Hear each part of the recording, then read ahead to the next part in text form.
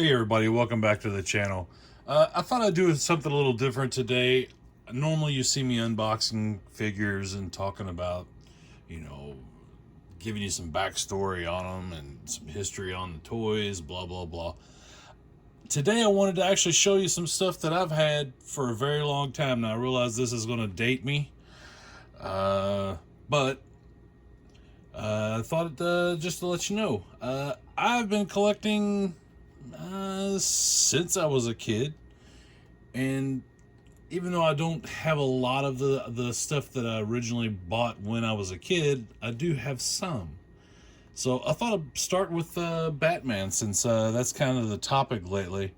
I actually have the original Batman and Joker from Toy Biz from the first Batman movie, and I bought these in 1989. From a Family Dollar. It was actually one of the first Family Dollars in my area, and I remember it pretty vividly. I got them at different times, but I was able to get Batman and Joker, and I always found this figure interesting because I was a huge fan of the Kenner Superpowers, and for all the advertisements, if you look closely there, that is a repainted Superpowers figure. And if you need further proof, check it out. That is what that is. That's what they use to promote the image or promote the figure. Yeah, I always thought that was really weird that that was the figure they promoted, yet that's the figure we got. Absolutely nothing similar between the two, but nonetheless it's interesting. Now this figure did come in a couple different variants. This being the square jaw version, and then I have a loose of the rounded jaw version here, and this is the one you'll see that I typically will show up in some of my videos.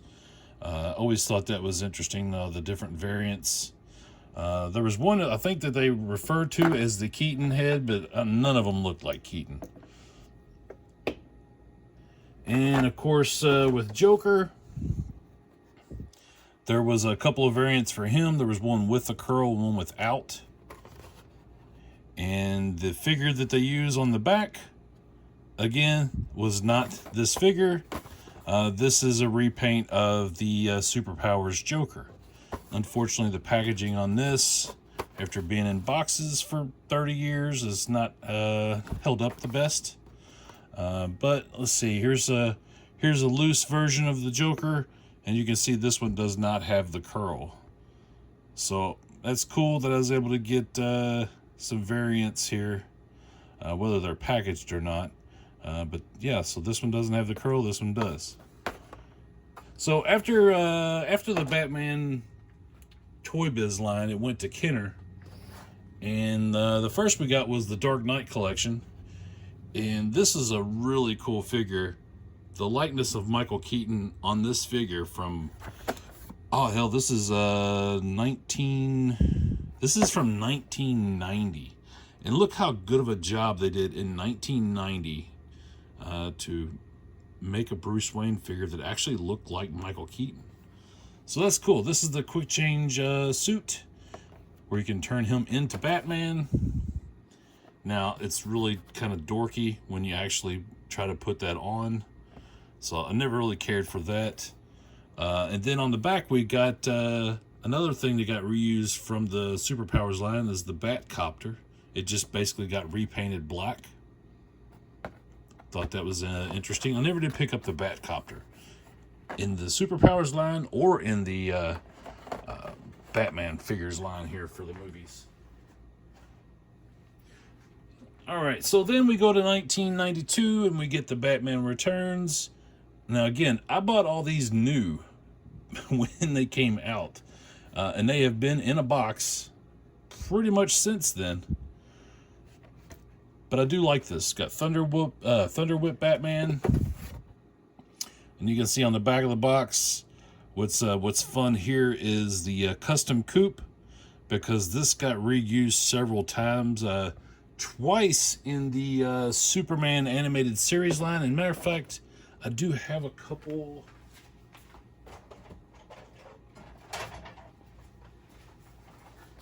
Just real quick, I do have a couple of these coupes from the Superman line. You can see, pull this back. Now the other one, which isn't quite as good, this one is kind of messed up, but it's missing the canopy. But yeah, this is 2 of the 3 uses that I know of. I did have this custom coupe, and I've not been able to locate it anywhere.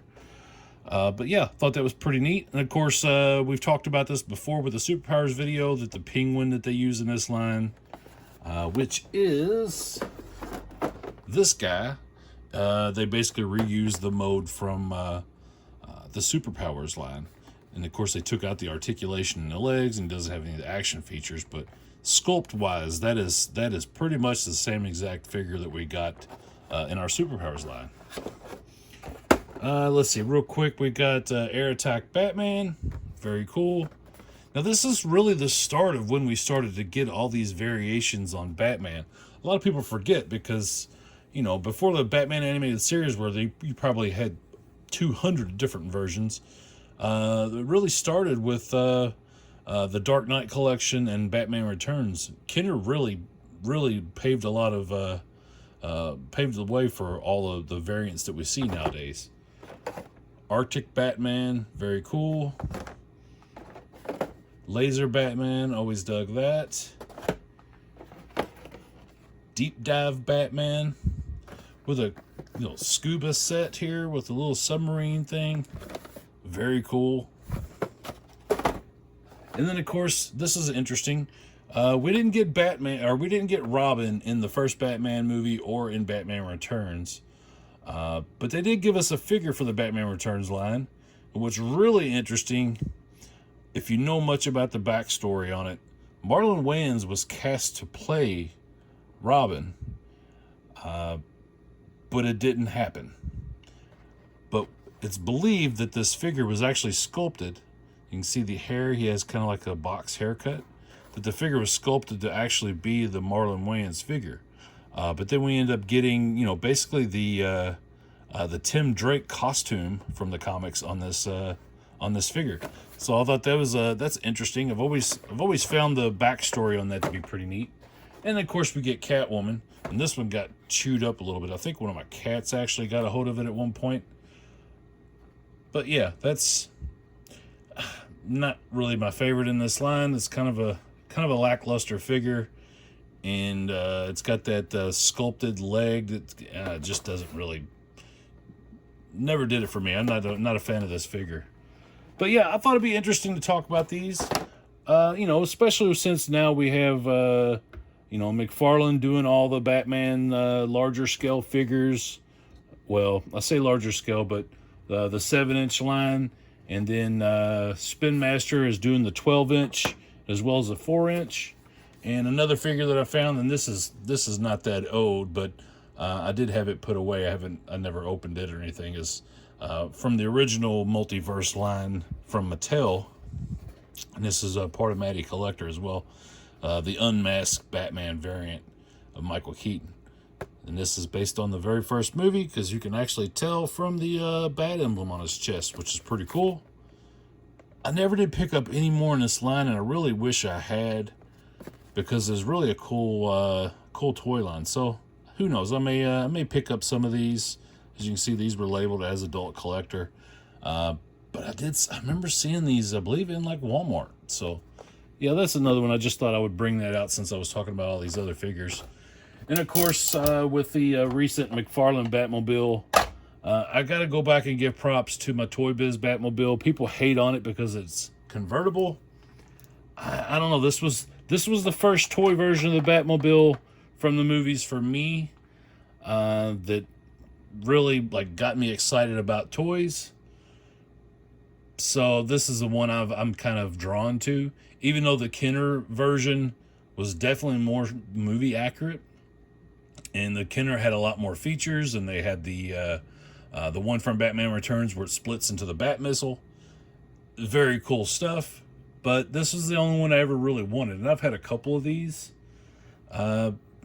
Still, my favorite Batmobile is probably the Superpowers, which that's another thing we'll talk about in another video.